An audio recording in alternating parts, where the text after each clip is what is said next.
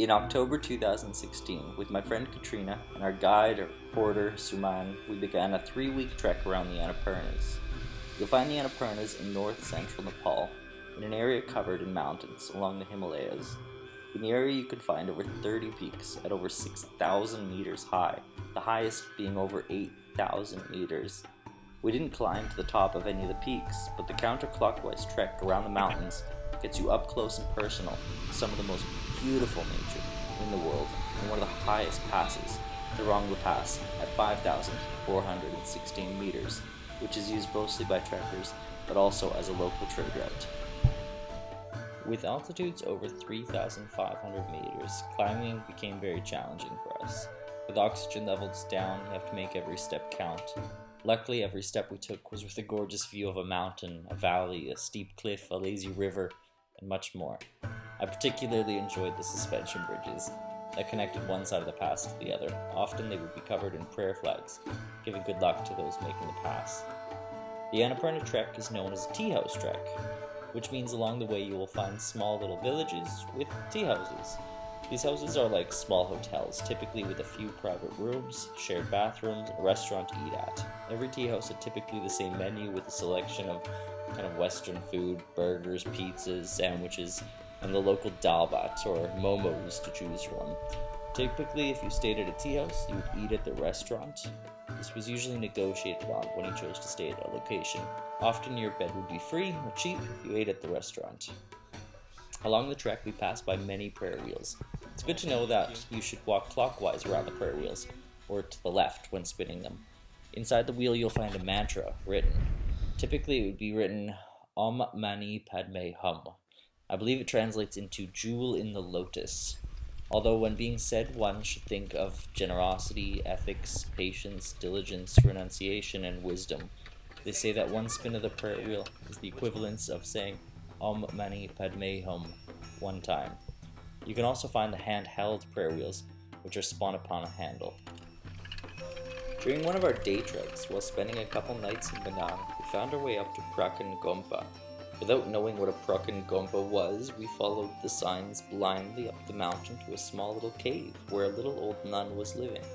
She welcomed us into her home, gave us a blessing for safe travels over Thorong La Pass, shared a few biscuits and tea, and began to spin her prayer wheel with us. We ended up meeting lots of new people while trekking through Nepal, from all over the world.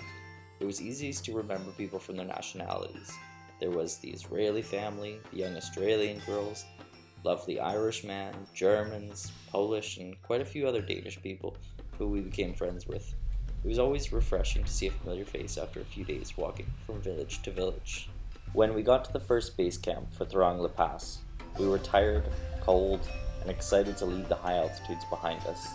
Luckily, there was an amazing tea house there that claimed to be the highest bakery in the world. Although they didn't sell any brownies, they had some pretty good coffee, a delicious chocolate croissant, and the best French toast I've ever eaten at 4 a.m. in the morning. The trek over the pass started before the sun rose so that we could avoid a bitter cold wind in the afternoon. The first hour was completely in the dark along a steep winding path that went back and forth across a sandy cliff face. It took about an hour to climb up 500 meters, but eventually the sun rose and the path wasn't so steep.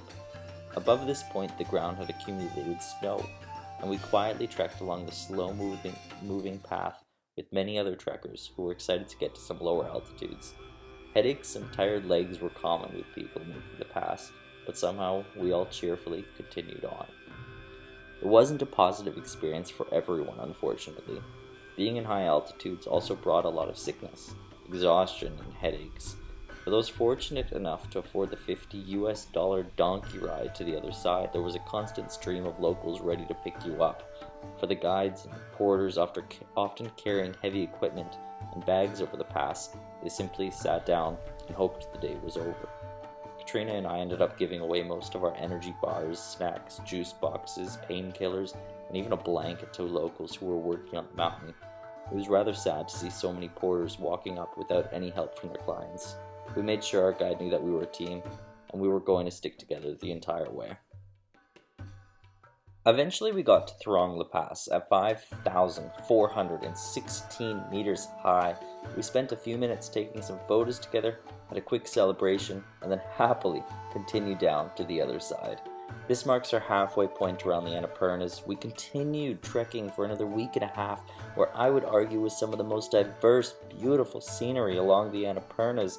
I look forward to sharing some video of that experience in one of my next videos.